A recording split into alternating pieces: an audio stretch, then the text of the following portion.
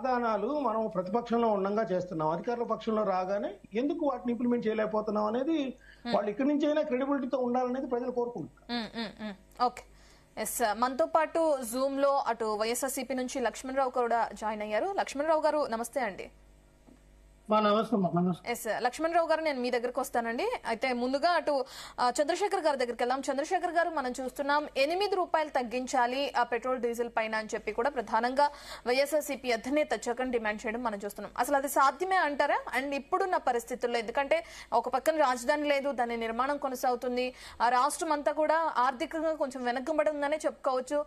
ఇప్పుడు రాజధాని నిర్మాణంలో భాగంగా పెట్టుబడులన్నీ కూడా అటే వెళ్ళిపోతున్నాయి. మరి ఇప్పుడు 8 రూపాయలు తగ్గించడం అనేది రాష్ట్ర ప్రభుత్వానికి సాధ్యమా కాదా? ఏం చెప్తారు దాని గురించి? ఎందుకు సాధ్యం కాదమ్మా, రాజులు తలుచుకుంటే దెబ్బలు కలవా ఏంటి? గతంలో లోకేష్ బాబు ప్రతి ఇంటింటికి తిరిగి నేను వచ్చిన తర్వాత వ్యాట్ తగ్గిస్తాను, వ్యాట్ తీసేసి మీకు 90 రూపాయలకి పెట్రోల్ ఇస్తాను అన్నాడు కదా. మరి ఆయన పెద్ద ఆయన చంద్రబాబు నాయుడు గారు కానీ లోకేష్ బాబు గారు కానీ వీళ్ళందరూ ఆ రోజు వాగ్దానం చేసిన వాళ్ళేగా. జగన్మోహన్ రెడ్డి నానా యాగి చేశారు కదా. కరోనా టైంలో పాండమిక్ టైంలో ₹1 మసాలా గారు చెప్పినట్టు ₹1 సస్పెన్స్ తేనే గగ్గోలు ఎత్తి రోడ్ అంతా ఊరు వాడ యాగి చేశారే. మరి ఇవాళ నువ్వు రాష్ట్రం కోసం అప్పులు చేస్తూ ఈ జగన్మోహన్ రెడ్డి చేయలేనంత అప్పు నువ్వు ఈరోజు చేసి ఆ డబ్బులు ఏం చేస్తున్నావు? అసలు రాజధాని పేరుతో ఈ అప్పులు కుప్ప తీయడం ఏంటి? రాష్ట్రాన్ని ఇంత అరాచకం చేయడం ఏంటి? అసలు ఆర్థికంగా మనం ఎంత దరిద్రంగా, ఎంత అసహ్యంగా, ఎంత అధమ స్థాయిలో ఉన్నామంటే ఈ పాలనే గుర్తు. ఎందుకంటే 3,60,000 కోట్లు ఈ రోజు వరకు అప్పు చేశారు 23 నెలల్లో. జగన్మోహన్ రెడ్డి గారు 3,20,000 కోట్లు మాత్రమే చేశారు గత 5 ఏళ్లలో. అది కూడా పాండమిక్ కరోనా సీజన్ ఉన్నా గానీ. మరి ఇంత చేసి నువ్వు అప్పుల పాలు చేసి రాష్ట్రాన్ని ఇవాళ నేనేదో సొంతపోసనని చెప్పుకుంటే ఎలాగా? నువ్వు రాష్ట్రాన్ని సర్వనాశనం చేస్తున్నావు, ప్రజల్ని ఇబ్బందులు పాలు చేస్తున్నావు. రాజధాని ఒకటే ఇంపార్టెంట్ కాదు, రాజధానితో పాటు ప్రజలు, రాష్ట్రంలో ఉండే ప్రజలు కూడా ఇంపార్టెంటే. వాళ్ళ సంక్షేమం కూడా చూడాల్సిన బాధ్యత ఉంది. ఒక సంక్షేమ పథకం అమలవుతుందా? నీకు 1500, నీకు 1500, నీకు 1500 అన్నారు. ఏది ఆ 1500 ఎక్కడుంది? అమ్మఒడి ఎక్కడుంది? ఆరోగ్యశ్రీ ఎక్కడుంది? సంక్షేమ పథకాలు ఎక్కడున్నాయి? ఈ తెచ్చిన డబ్బులన్నీ ఏం చేస్తున్నారు? ఆ రోజున రోడ్డు ఎక్కి నానాయాగి చేశారు, బూతులు తిట్టారు జగన్మోహన్ రెడ్డి గారిని. ఈ బీఆర్డీఎస్ రోడ్, విజయవాడ బీఆర్డీఎస్ రోడ్ లో ఈ టీచర్లు బూతులు తిట్టారు సిపిఎస్ రద్దు అని. ఆ సిపిఎస్ రద్దు చేయలేదు. ఇవాళ నువ్వు టీచర్ల గురించి ఏం పట్టించుకున్నావు? టీచర్ల సిపిఎస్ రద్దు చేసావా? ఆ రోజు నేను చేస్తానని వాగ్దానం చేసావు. ఏది సిపిఎస్ రద్దు చేయండి. ఇంకా ప్రభుత్వం కొనసాగుతూనే ఉంది కదా, ఇంకా అవలేదు కదా, టైం ఉంది కదా. ఎన్నాళ్ళు టీచర్లకు అర్థమైంది జరగదనేది. అధికారం చేపట్టి ఇంకా 2 సంవత్సరాలు ఈ మధ్య చేయాలమ్మా. సంక్షేమ పథకాలు చేయాలంటే జగన్మోహన్ రెడ్డి గారు అన్నాడు చేశారా ఏంటి? నెలకో స్కీమ్ పెట్టుకెళ్లారు. చేతనైతే అలా చేయాలి. చేతనైతే అంటే సంక్షేమ పథకాలు ఒకటే ఉంటే సరిపోతాయా చంద్రశేఖర్ గారు? సంక్షేమ పథకాలు ఒకటి అమలు చేస్తే సరిపోతాయి అంటారా? అసలు ప్రజల అలకల్లో వ్యాపారాలు లేక, ఉద్యోగాలు లేక నువ్వు ప్రజలు ఇబ్బందులు పడుతుంటే నువ్వు కనీసం ఆ మాత్రం సంక్షేమం ఇవ్వకపోతే ఇంకా ప్రజలు ఏమైపోతారు? ప్రజల కోసం ఇంకా మనం పాలించేది, మన కోసం కాదు కదా. మన ఆస్తులు పెంచుకోవడం కోసం, మనం బంగళాలు కట్టుకోవడం కాదు. ప్రజల కోసం పాలించాలి, ప్రజల సంక్షేమం చూడాలి. నువ్వు పెట్రోల్ రేట్ ఇదిగోండి, నా దగ్గర వీడియో ఉంది. జగన్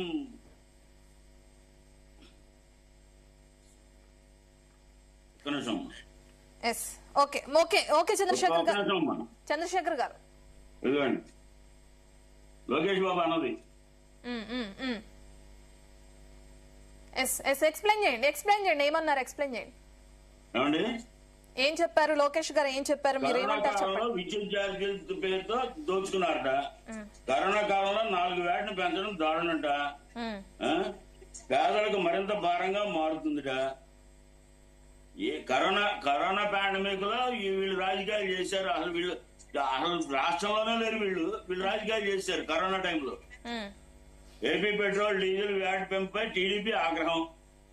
ఆ రోజున ₹1 ఇవాళ ₹10 పెరిగింది. ఎంత ఆగ్రహంగా ఉండాలి ప్రజలు? అసలు పెరగడానికి కారణం యుద్ధ ప్రభావం కదండి, దాని వల్లే కదా అన్ని రాష్ట్రాలు పెరగడం యుద్ధ ప్రభావంతో అన్ని రాష్ట్రాలు. అదే చెప్తున్నా మీకు. విపి సింగ్ గారి టైంలో ఇరాన్ ఇరాక్ యుద్ధం వచ్చింది, గుర్తుందా? మీరు ఐడియా ఉందో లేదో? ఆ రోజున కూడా రేటు పెంచరా. ఇవాళ నీ రేటు పెంచాల్సిన అవసరం ఏమొచ్చింది? నువ్వు అంటే ఇటు కేంద్ర పాలకులు గాని రాష్ట్ర పాలకులు గాని ముందు చూపు లేకపోవడం, అవగాహన లేకపోవడం, కేవలం వాళ్ళ షోకుల కోసం తప్పితే రాజకీయ పాలిస్తున్నారు తప్పితే ప్రజల గురించి ఆలోచించారు.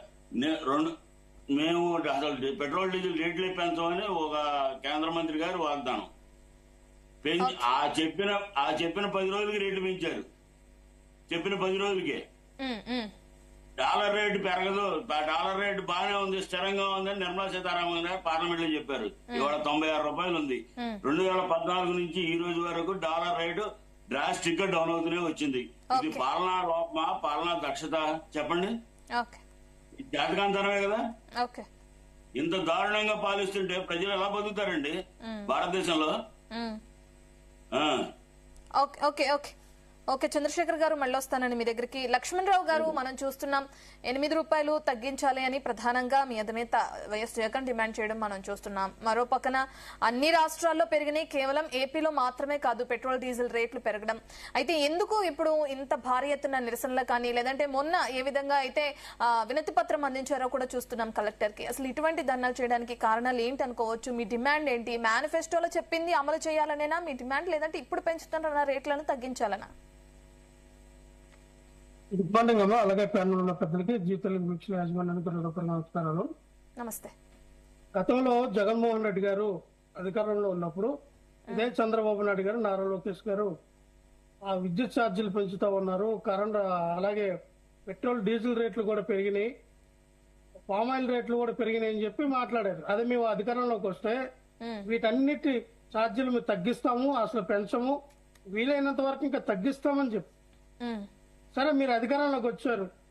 అధికారంలోకి వచ్చినటువంటి ఈ 2 సంవత్సరాల కాలంలో పామాయిల్ రేటు బహిరంగ మార్కెట్లో ఎంత ఉంది, జగన్మోహన్ రెడ్డి గారి హయాంలో ఎంత ఉంది? జగన్మోహన్ రెడ్డి గారి హయాంలో 120 నుంచి 130 రూపాయలు ఉంటే ఈ రోజున బహిరంగ మార్కెట్లు ఇదే పామాయిల్ గానీ సన్ఫ్లవర్ ఆయిల్ గానీ 170 నుంచి 190 రూపాయలు ఉంది. అంటే 50 నుంచి 60 రూపాయలు పెరిగింది. అంటే మీరు ప్రజలకు ఉపయోగపడే నిత్యావసర వస్తువుల ధరలు కూడా ఒక విధంగా పెరుగుతూనే ఉన్నాయి. డీజిల్ పెట్రోల్ ఎక్కడో జరిగినటువంటి ఇరాన్, ఇరాకు, ఇజ్రాయెల్, అమెరికా మధ్య జరిగినటువంటి యుద్ధాన్ని ఒక బూచిగా చూపించి ఇది దేశవ్యాప్తంగా మరి ఈ పరిస్థితి ఏర్పడింది, అందుకే రేట్లు పెంచారని. మా ఒక్కొక్క రాష్ట్రానికి ఒక్కొక్క రేట్ ఉంది, ఒక్కొక్క రాష్ట్రానికి ఒక్కొక్క రేట్ ఉంది. అంతెందుకు మన రాష్ట్రంలోనే మీరు గమనించండి, ఒక్కొక్క జిల్లాకి ఒక్కొక్క రేట్ ఉంటుంది. అంటే డిస్టెన్స్ బట్టి రేట్లు పెంచుతా ఉన్నాం.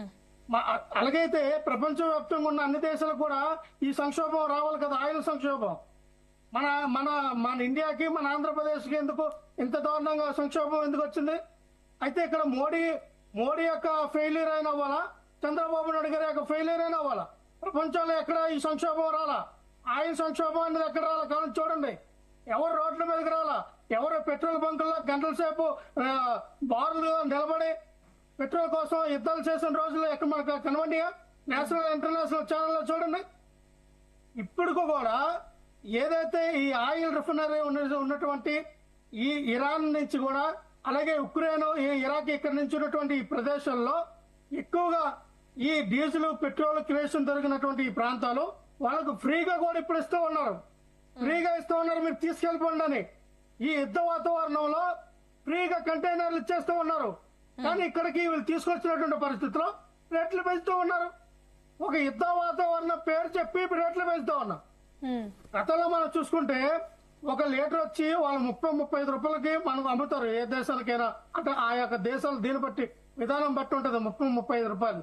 మన దేశం వచ్చేసరికి దానికి సెంట్రల్ గవర్నమెంట్ పన్ను ఆ ట్యాక్స్, అలాగే రాష్ట్ర గవర్నమెంట్ ట్యాక్స్ కలిపి ఇప్పుడు సెంట్రల్ గవర్నమెంట్ 25 రూపాయలు వేసింది అనుకో ట్యాక్స్, రాష్ట్ర ప్రభుత్వం దాదాపుగా 50 రూపాయలు ట్యాక్స్ వేస్తుంది.